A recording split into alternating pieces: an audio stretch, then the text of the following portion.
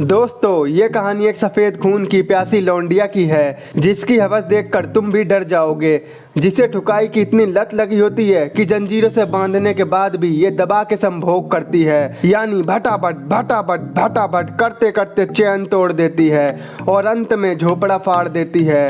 तो चलिए देखते हैं ऐसी पेलन पिलाई को। लेकिन मेरे दोस्त, मेरा न्यू चैनल जरूर सब्सक्राइब कर देना, लिंक आपको नीचे डिस्क्रिप्शन में मिल जाएगा, जाओ जल्दी। लेकिन पहले वीडियो तो देख लो यार, मौज आ जाएगी। मूवी की शुरुआत में यही लड़की अपने बॉयफ्रेंड से दबा के संभोग कर रही होती है, यानी रगड़ी रगड़ा भटाभट भटाभट कर रही होती है, क्योंकि उसका बॉयफ्रेंड एक फौजी है और कल को वो फौज में जाने वाला था, इसलिए पटका पटकी चालू थी।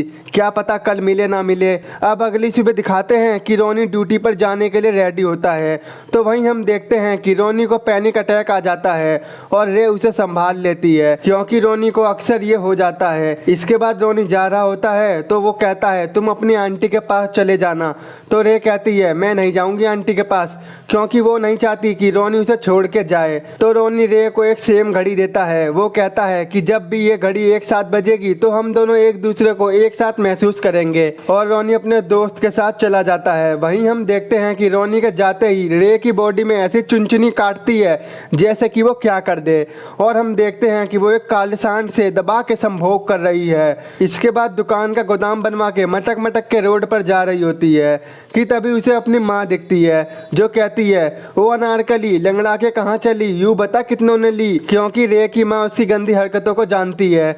लेकिन रे अपनी माँ से बात नहीं करती है, ये हमें आगे पता चलेगा क्यों नहीं करती। वहीं दूसरी तरफ हम एक काले भुजे कलाकांडी को देखते हैं, जो अपने दोस्त से बोलता है मैंने अपनी लुगाई का आज तक काला तवा नहीं रगड़ा, बल्कि अपना मुंह रगड़ा है, इसलिए मुझे सब कलाकांडी कहते हैं। वो ऐसा इसलिए बोलता है क्योंकि उसकी लुगाई रोज उसे रोज तलाक देने की बात करती है और उसका अफेयर कलाकांडी के भाई के साथ अंतिम सीमा तक पहुंच चुका था। तो कलाकांडी रोज से आखिरी बार मिलने जाता है और कहता है प्लीज तुम मेरे साथ ऐसा मत करो, तुम चाहो तो मैं तुम्हें भी रगड़ रगड़ के लाल कर दूंगा।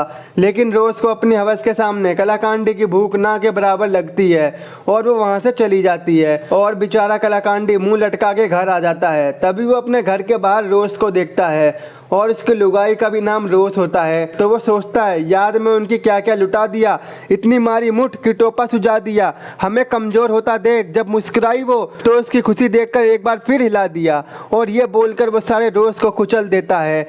अगले दिन कलाकांडी एक क्लब में जाता है तो वहीं उसे एक गुलाब जामुन की शक्ल की काली भसांड मिलती है। वो कहती है तेरी लुगाई तुझे छोड़ के चली गई तो क्या हुआ जाने मन, आजा मेरे साथ अंधेरा काम करेगा। लेकिन वो कलाकांडी का देख के चली जाती है, क्योंकि उसका दो लंबा दो मोटा होता है, और वो वहां से चली जाती है। तो वहीं कलाकांडी सुट्टा मारते हुए बियर के मजे ले रहा होता है। तो वहीं पर कलाकांडी का भाई आता है, जिसका जुगाड़ पानी कलाकांडी की लुगाई के साथ चल रहा था। वहीं वो कलाकांडी को खट्टी मीठी बात करके पटा रहा होता है, लेकिन कलाकांडी के ऊपर कुत्ते का भूत सवार होता है और वो अपने भाई को मारने के लिए कूद पड़ता है। वो कहता है लुगाई मेरी बजाओ तुम, छोड़ दे बेटे तेरी कह के ले लूंगा, निकल यहाँ से बैगन की शक्ल के। दूसरी तरफ रे एक पार्टी में होती है और वहां पर दबा के ठर्रा पी लेती है, और इसके बाद ना जाने किस किस के साथ भटाभट भटाभट कर रही होती है। और उसी टाइम रोनी के द्वारा दी गई घड़ी भी बीप कर रही होती है, और बेचारा रोनी सोच रहा होता है कि रे मुझे याद कर रही है, लेकिन वो तो बहुत तगड़ा संभोग कर रही होती है। इसके बाद हम रे को रोनी के एक दोस्त के साथ देखते हैं जो उसके साथ संभोग करना चाहता है। तो रे उसे देखकर बोलती है तुम्हारा भी दो लंबा दो मोटा है, ये तो रोनी का आधा भी नहीं है। और वहीं वो ये सब सुनकर भंड हो जाता है और रे को बहुत मारता है और लात मार के कार से गिरा देता है। अगले दिन कलाकांडी अपनी लुगाई की कच्ची और चोली डस्टबिन में फेंकने जाता है। वहीं वो रोड पर रे को देखता है जो बेहोश पड़ी होती है, और वो उसे अपने घर ले जाता है। लेकिन इस हालत में भी वो कलाकांडी को पेलना चाहती थी। इसके बाद कलाकांडी रे के लिए दवाई लेने जाता है, और वहाँ शॉप पर उसकी एक दोस्त होती है जो कलाकांडी को मन ही मन प्यार करती है। वहीं कलाकांडी उससे मेडिसिन भी ले लेता है और वो उससे पैसे भी नहीं मांगती। देख रहे हो ना इतना तगड़ा प्यार, तुम्हारी बंदी है ऐसी तो कमेंट करना। वहीं रे को एक सपना आता है जिसमें एक आदमी उसका रेप कर रहा होता है, और ऐसे सपने इसे क्यों आते हैं वो आपको आगे पता चल जाएगा। जब कलाकांडी घर आता है तो वो रे को बेहोश देखकर उसे उठाने लगता है कि तभी वो उसे बुरी तरह से भटाभट भटाभट भटाभट करने लगती है, जिससे कलाकांडी की फट जाती है और वो भागकर बाहर आ जाता है। वो सोचता है कि मैं किस नंगी धड़ंगी को अपने घर ले आया, तो उसे लगता है कि ये लड़की बहुत गर्म है, इसकी गर्मी निकालनी पड़ेगी। वो झटाक से एक बर्फ को तोड़कर एक टप में डालकर रे को उसमें में लाकर पटक देता है, जहाँ रे काले सांड का नाम लेने लगती है, जिसे सुनकर कलाकांड सीधे काले सांड के पास जाता है ताकि उसे कुछ अता पता चल सके। तो वहीं काला सांड उसे बताता है कि उस लड़की का नाम रे है, वो हमेशा किसी न किसी को पेलने की खुराक में रहती है, जहाँ तक कि मुझे पता है उसने तुम्हें भी पेल दिया होगा।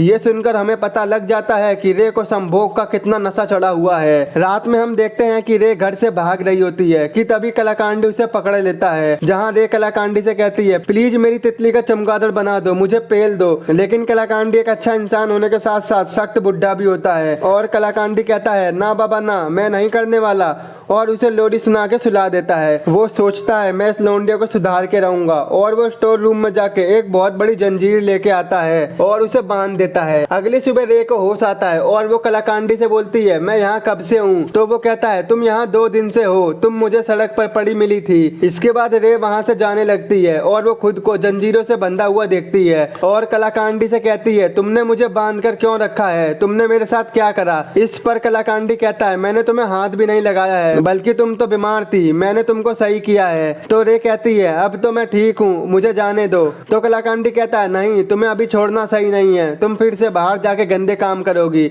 लेकिन रे कलाकांडी को धक्का देकर भागने की कोशिश करती है, लेकिन कलाकांडी उसे पकड़ लेता है। इसके बाद रे कलाकांडी को देखकर सोचती है हर शाम सुहानी नहीं होती, हर चाहत के पीछे कहानी नहीं होती, कुछ तो असर जरूर होगा मोहब्बत में। तो कलाकांडी कहता है ओ झोपड़ी की एक रैपट में घूमती फिरेगी, सारा करवा दूंगा एंटीना एंटीनी। अगले दिन कलाकांडी के घर एक लौंडा आता है जो उसे आवाज देता है। वहीं रे उसकी आवाज सुनकर बावली हो जाती है और सोचती है एक बार आजा, ना बजा दूं तेरा बाजा। वहीं वो लौंडा बाहर से बोलता है अरे कलाकांडी कहाँ पर है, मैं यहाँ पर बीन लेने आया हूँ। जब वो लौंडा अंदर जाता है तो रे उस पर चिपट पड़ती है और दबा दबा के संभोग करती है, भटाभट भटाभट भटाभट करती है। तभी कलाकांडी घर आ जाता है और वो उस लौंडे को लात मार के भगा देता है। भटाभट करेगा अभी सही है वे, निकल यहाँ से। लेकिन कलाकांडी को भी फील होता है कि इसमें इस लौंडे की गलती नहीं है, ये सारा माजरा तो इसका है। और तभी कलाकांडी देखता है कि उसका दोस्त घर पर आया है। वो बोलता है सालों सारे के सारे अभी आ गए, बोल क्या बात है? तो वो कहता है चल घर में बताऊंगा, लेकिन कलाकांडी उसे नहीं जाने देता। तो वो कहता है क्यों नहीं जा सकता बे, मैं तो जाऊंगा, है दम तेरे में तो रोक ले। तो कलाकांडी कहता है जहाँ पर है वहीं खड़ा रह ले, गोली मार दूंगा। हाँ भाई तू तो मुझे गोली मारेगा अपने लंगोटिया यार को, मैंने बचपन में तेरी चड्डी फाड़ी थी, भूल गया? इस बात पर कलाकांडी मोह माया में आ जाता है और कहता है यार मेरे घर में एक नंगी धड़ंगी है जिसे मैं रोड से उठा के ले आया। तो वो कहता है अबे वो कोई खिलौना थी क्या जो उसे उठा लाया? तो कलाकांडी कहता है भाई उस लड़की को ठुकाई की लत लगी है और मैं उसे सुधारना चाहता हूँ। तो वो कहता है अरे मैं 1 मिनट में सुधार के आता हूँ। जैसे ही वो रूम में जाता है वो रे को नंगी देखता है। तो वो कहता है ओ मैडम कपड़े पहन ले, और फिर वो उसे समझाने लगता है। वहीं रोनी अपनी ड्यूटी करके वापस घर आ जाता है और वो रे को पागलों की तरह ढूंढने लगता है। तो वहीं रोनी का दोस्त बोलता है भाग गई होगी साली किसी के साथ, वो कॉलेज में भी ऐसे भाग जाती थी। तो इस बात से रोनी गुस्सा होकर उसे खूब मारता है और वो वहां से चला जाता है। दूसरी तरफ कलाकांडी रे की जंजीर खोलकर उसे बाहर घुमाने लाया था। तो जब रे मॉल में घूम रही होती है तो उसे उसकी माँ मिल जाती है। तो वो कहती है अभी भी गंदी हरकत कर रही है या छोड़ दी? तो रे कहती है मेरी ये हालत तेरी वजह से हुई है, क्योंकि जब वो आदमी मेरे साथ रेप कर रहा था तुम अगले ही रूम में थी। तो यहाँ पर हमें पता लग जाता है कि रे को बार बार वो रेप वाला सपना क्यों आता था, क्योंकि उसके साथ बचपन में उसके सौतेले बाप ने रेप किया था और ये बात उसकी माँ भी जानती थी, बल्कि उसकी माँ उस दिन बराबर वाले कमरे में ही थी। उसने रे को बचाने की कोशिश भी नहीं की। इसी वजह से रे अपनी माँ से बात नहीं करती। इसके बाद हम कलाकांडी को घर में गिटार बजाते हुए देखते हैं जो कि रे को सिखा रहा होता है कि तभी वहाँ पर रोनी आ जाता है, जिसको लगता है कि रे इस बुड्ढे के साथ अपना तवा पिटवा रही है। तो रोनी उसे मारने लगता है। इसके बाद कलाकांडी रोनी को प्यार से समझाते हुए बोलता है कि मैंने रे के साथ कुछ भी नहीं किया है, इसके साथ बचपन में जो भी हुआ था उसकी वजह से रे ऐसी है और अब ये सुधर गई है। वहीं रोनी को कलाकांडी की बात समझ में आ जाती है। इसके बाद कलाकांडी उन दोनों की शादी करवा देता है और कलाकांडी भी अपनी मेडिकल वाली दोस्त से शादी कर लेता है। इसके बाद रोनी रे को ले जा रहा होता है तो वहीं अचानक रे को फिर से वही चुलबुली मचने लगती है और रोनी को भी पैनिक अटैक आने लगता है और हमारी फट जाती है कि अब कौन सी घटना होने वाली है। लेकिन रे खुद को संभालते हुए रोनी की पीठ थपथपाने लगती है, जिससे रोनी को रिलीफ मिलता है और ये एक साथ खुशी खुशी रहते हैं और यही मूवी का एंड हो जाता है। दोस्तों इस मूवी का नाम ब्लैक स्नेक मॉन है, जो कि साल 2006 में रिलीज हुई थी। और मेरे जिस भी भाई को मुझसे बात करनी हो तो मुझे इंस्टाग्राम पर फॉलो कर सकता है और हमारे न्यू चैनल को सब्सक्राइब करना मत भूलना। अगर आपको हमारा एक्सप्लेन पसंद आया हो तो आज ही हमारे चैनल को सब्सक्राइब, वीडियो को लाइक और शेयर जरूर कर देना। तो मिलते हैं आपसे ऐसी नेक्स्ट वीडियो में।